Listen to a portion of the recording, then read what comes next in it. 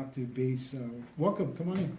We have to kind of think outside the box when it comes to economic development and other types of industries. I would love to be able to work on bringing a higher education institution to the district. You know, we have a number of community colleges, and little Fresno State has a satellite in Visalia, but I think we can do better and have our own sort of higher education, whether it's a college, state college. University is gonna be a push, but at least having some higher education.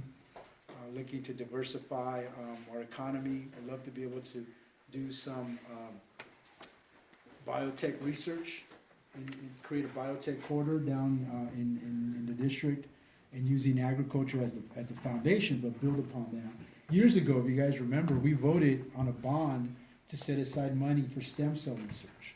You guys remember that way back when? Well, they created an entire board, they created an entire industry, but we haven't seen any of that benefit in these communities. It's all San Francisco, Sacramento, or Los Angeles, where they do have the university research, so we need to tap into that. I've made it clear that if I'm fortunate enough to represent this area in Sacramento, that we're gonna work very hard to be at the right table, to be at the right door, and to be talking to the right people to draw down on some of those funds that are available to us when it comes to homelessness, when it comes to a number of other things, new school construction. There's millions and millions of dollars out there from cap and trade as well, that we need to be creative and draw down to help us deal with air quality, to help us deal with emissions.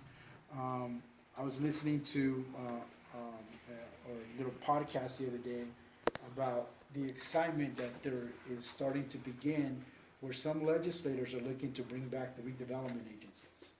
You know, obviously, Jerry Brown was a big opponent of them, and he helped get rid of them, and so now he's gonna be gone.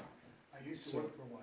Right, and so Gavin Newsom, who I believe will become the next governor, may be open to that, so there's legislators already beginning to that, and for me, I would definitely be someone that would wanna be part of those discussions, part of those efforts, because that would do wonders for a lot of parts of our district, especially down in those business corridors, where we need to have some economic development and redevelopment. So I'm hoping that that is the case, and that's something I really wanna work on to try to deliver for the district. Yeah. What areas encompass the business What was that? corridor? What, you were just talking about a business corridor? We're talking about, yeah, down in Lake Isabella here, and there are other areas where we can make sure the storefronts are maintained, make sure that there's infrastructure to allow people to come and visit. There's a lot of things that can be done through redevelopment that allows basically the opportunity to reduce blight and to increase infrastructure and visibility, and more importantly, actually help bring and retain businesses. So that's what the old redevelopment agencies did. So those got housing, look at housing and different types of things. So those things got wiped out years ago. And so, why? Because the legislature and the governor at that time felt that they could use the money that's set aside from redevelopment for other things. There was a bill, there's a bill. There was also a lot of corruption in the redevelopment agencies. There was, yes. A lot of the money was disappearing. So Okay. that was one of the major reasons, was Right. they weren't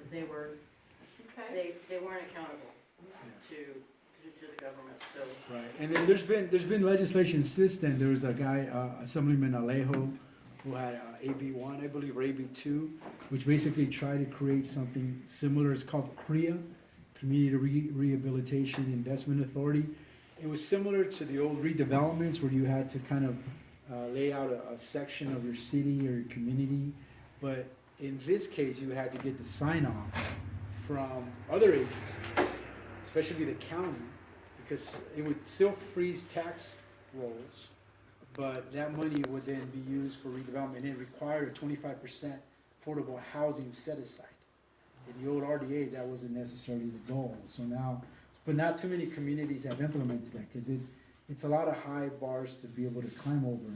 So it's worth looking at again, I believe, to see what we can do to try to do that. When we have questions, would you prefer that we wait till the end or No, let's, I interrupt mean, when it's? let's go ahead.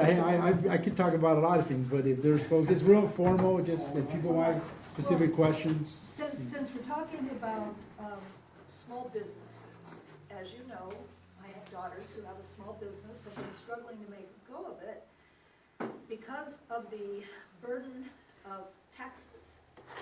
Most of it's a state, fees of various kinds that are very difficult, make it very difficult for small businesses to make a go of it. And is there anything that can be done to make a climate better for small businesses? I think the first thing is being able to look at what all those fees are, sit down and have a real discussion of are there any pros or cons to those? What do those fees do? And where do they go? I think that if they are the kind of fees that go back into reinvesting in communities, I think that's something that's important. But if they get lost in some kind of corrupt bureaucratic system and never come back, that's an issue. But also looking at what is it we need to do at the state level to work with local counties, because a lot of those fees are also business licenses and a number of things that have to be, that are being required of business in order for them to perform, and that money stays locally, doesn't go to the state. And so that's one of the things that I've been talking to some business folks, is they feel a lot of that money doesn't stay in the community. I mean, they're paying it and it's burdensome, and sometimes it makes a difference between them moving forward or not with their business. Exactly. And I don't think that should be the case, So it's but we kind gotta of figure out where to address them. catch-22. You talk about the, if the money goes back into the community, into developing, but the communities are not being developed because small businesses can't make a go of it. You understand what I'm saying? Yeah. There's a conflict there. And a lot of these empty storefronts, it would be nice if they could be inhabited by small businesses, but it's just really tough for a small business to make a go of it.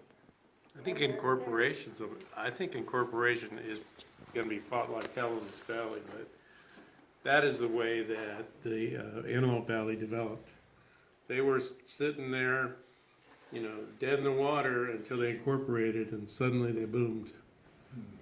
Well, that's interesting because, you guys have a lot of different communities here, and so there's obviously, there's a lot of identification with them and their history, that's something that would have to be discussed. I mean, do you create one big city out of all of them?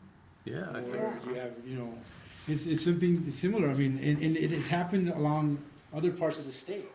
For example, when I worked down in Los Angeles, I worked among a lot of different small cities, like Bell Gardens, Maywood, Southgate, Huntington Park, others that they actually did a study to see what it would look like for them to become a city. If they became a city, they would become the city the size of Oakland, 500,000 people in that little area of southeast Los Angeles. But then they looked at the school district, and they looked at all the debt, and they were that part of Los Angeles is one of the most poorest urban areas west of Manhattan. So if they were to come together, it would take them decades just to get out of debt from what was owed, because they were part of LA Unified. So the discussion is not new to California, but I think it's worth the discussion. It's worth saying, well, what if we all consolidate and come up with Kern River Valley City or something, or whatever the name would be. But then you would have to figure out, every community has their own identity, their own history, their own. That's a really tough hill to climb. Exactly. But is that a better thing to do? I don't know. I mean, it's something that the local folks would do. But my goal in Sacramento is to provide a voice to all parts of the district. I know that in different parts of the district, there are different priorities. And even some of the same issues may be a little different, like water may be different in Tulare as it is in Kern River Valley, as it is in Bishop, in terms of water issues. So, but that's my goal is to be able to do something. I've talked about, if elected, to be able to put together a community advisory committee, that I would come out here, or my staff would come out here every once in a while, and hopefully every month, to be able to sit down and sit in rooms like this with folks like you and talk about what we can do to move this part of California forward, whether it's the hospital issue, whether it's internet access, whether it's a number of other economic development things. You know, I made the commitment to Gary and others that if I get elected, that will be one of my first bills that I introduce regarding